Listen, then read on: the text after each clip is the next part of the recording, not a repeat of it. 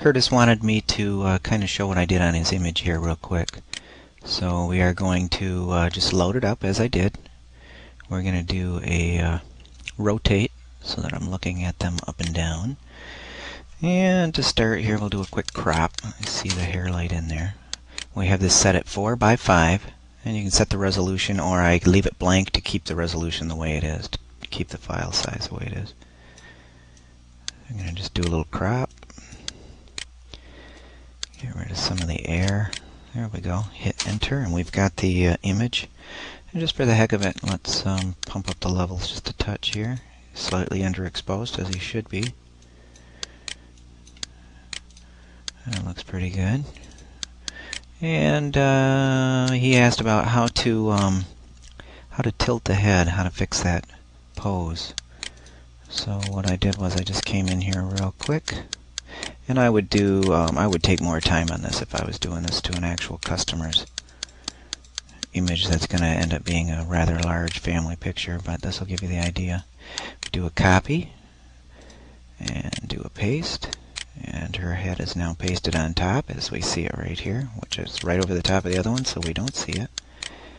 We can move it to the side, and now you can see that we have the extra pasted head.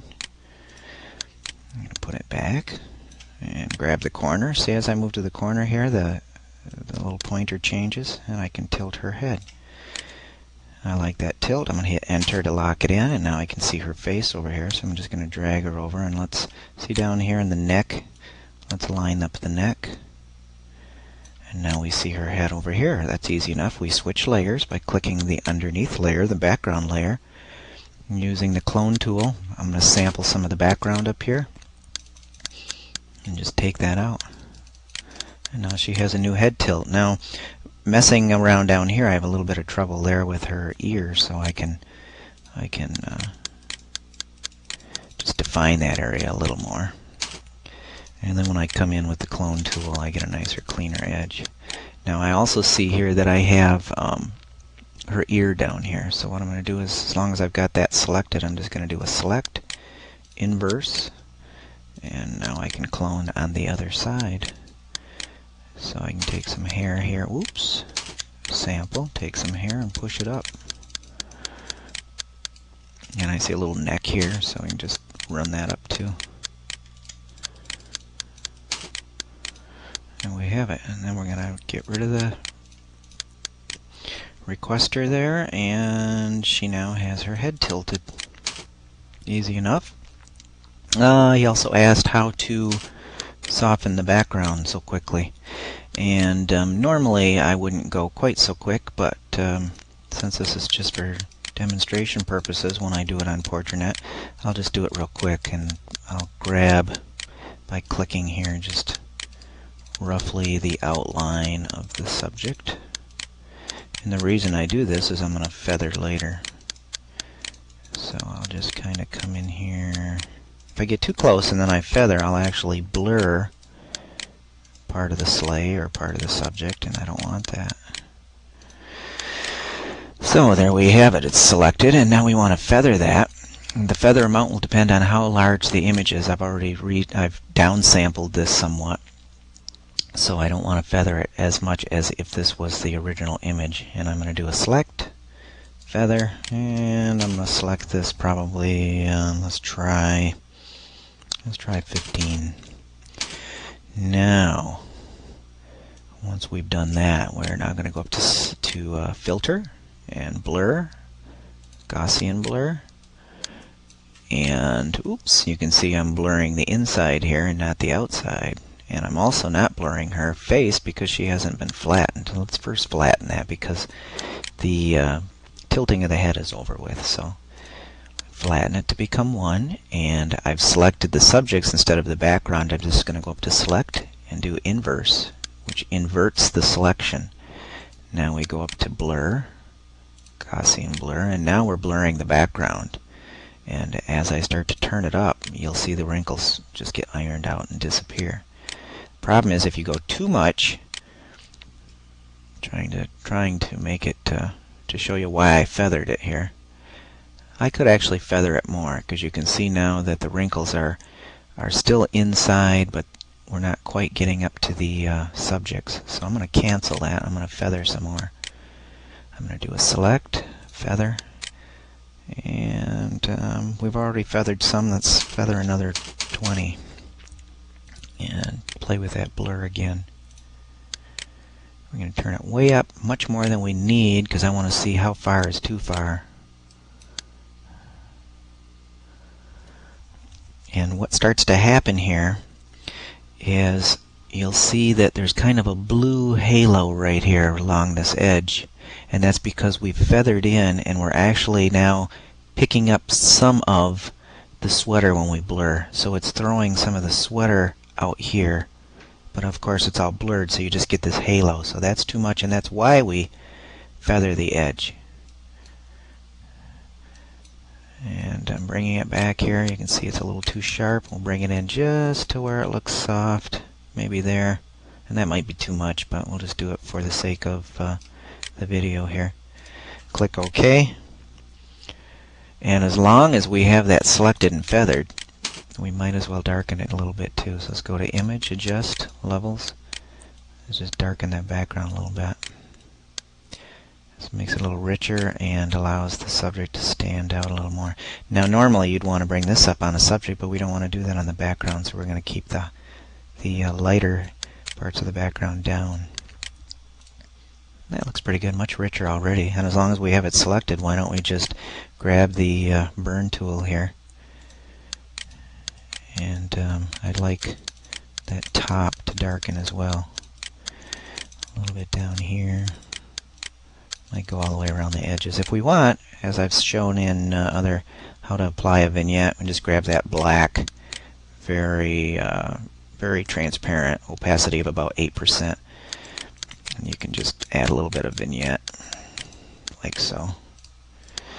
And then when we get rid of it, we have that. Now overall, the color's a little off. Their faces were pink, so I go into Image, Adjust, Selective Color, and faces are comprised of red mostly, so we're going to say the reds, and we're going to pull out some of that magenta, which actually now looks cyan. So let's turn a little of that on. Maybe add a little yellow to warm them up, and we're much better. Now overall, they need to be pumped up a little bit, so we'll go to Image, Adjust, Levels, and just bump up their faces just a hair. And since I did the quick and dirty selection, you can see that there's still wrinkles here. So what I did was I grabbed the clone tool, and I'm trying to go a little quicker than normal here because it keeps the video smaller. Otherwise they're too big to download. And I'll do a couple tests. I'll pick the right brush size, and I'll clone. I'll select here, and I'll come in and just edge it a little bit to get rid of the wrinkles in close. And this is fine for a proof or something that you're going to show online, because I'm doing it quick and dirty.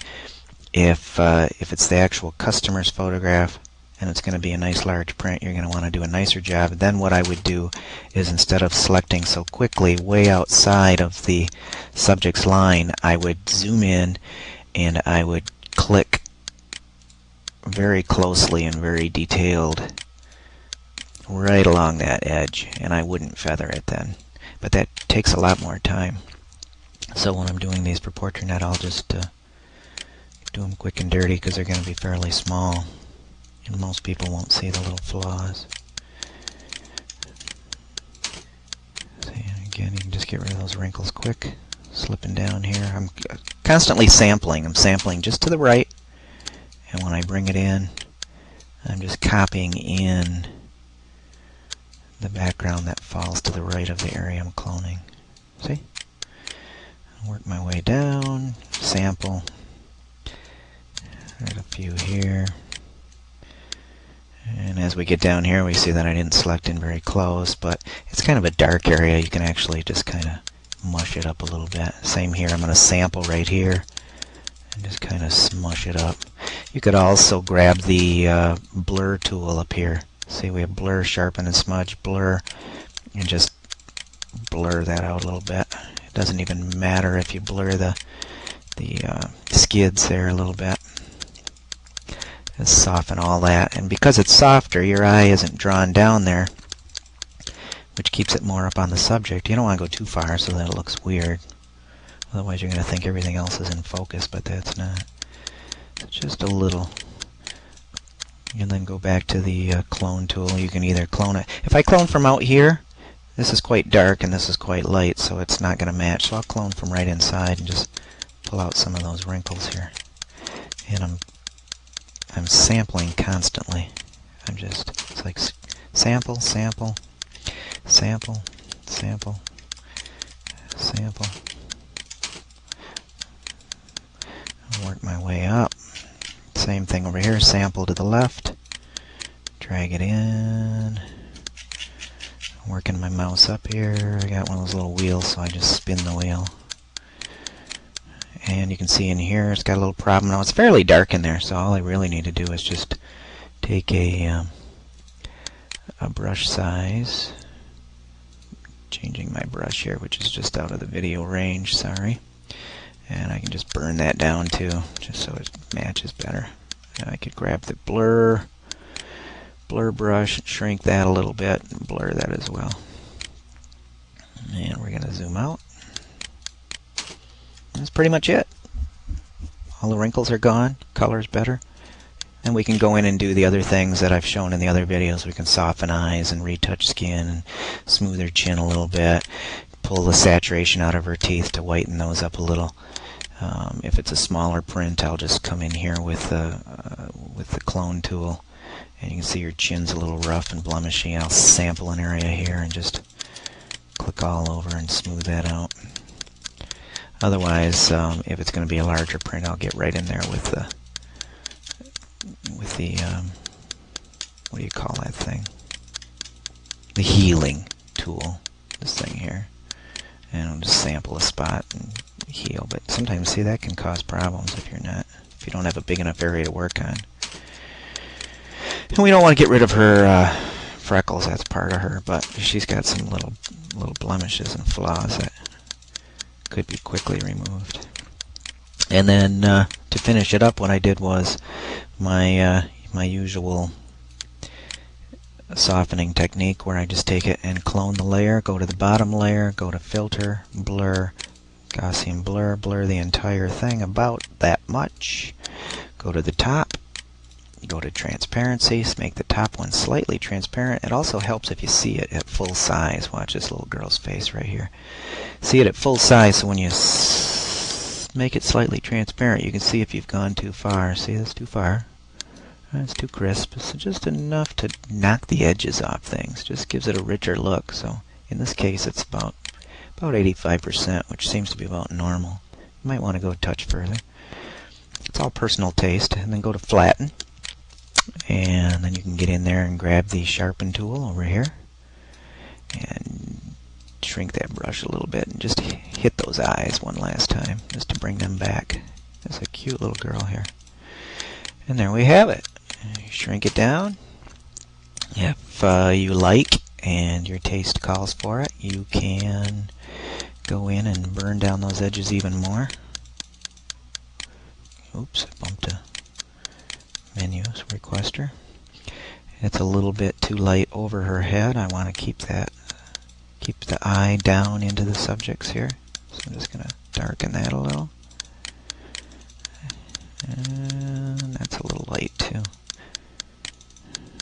There we go. Now, what's funny is down here in the lower part, I see it's a little pink, and over here it's a little yellow. So what you can do is grab brush and pick your size. Size is pretty good. And you can go into a mode of, say, color, sample the warmer golden area, and make a quick pass down here. And it will just change this bottom part to match. It was a little closer to the main light here, so it was a little brighter and just had a pinker look to it. And this just kind of makes the background match all the way around. And then if you wanted to, you could do sharpening as well. Filter, sharpen, unsharp mask. You can see that's too far. It looks edgy. It's too little, just a touch. And the entire thing is sharpened a little. And if you wanted to, I found that their sweaters looked a little bit purple in the original, but they really don't look bad now that I've corrected the color. But you could go into adjust selective color. Oops, I'm sorry. Adjust replace color and click areas in their sweaters. Turn the fuzziness down so we have just the sweater. And you can come down here and change the sweaters just a touch. But it's also changing the background because I'm trying to hurry here. I should have did a finer selection. But you can adjust the sweaters just a touch to get them out of that purplish range into more of a blue tealy range, which goes better with the background. But I think they look pretty good as is, just with the color correction. So that's about it right there.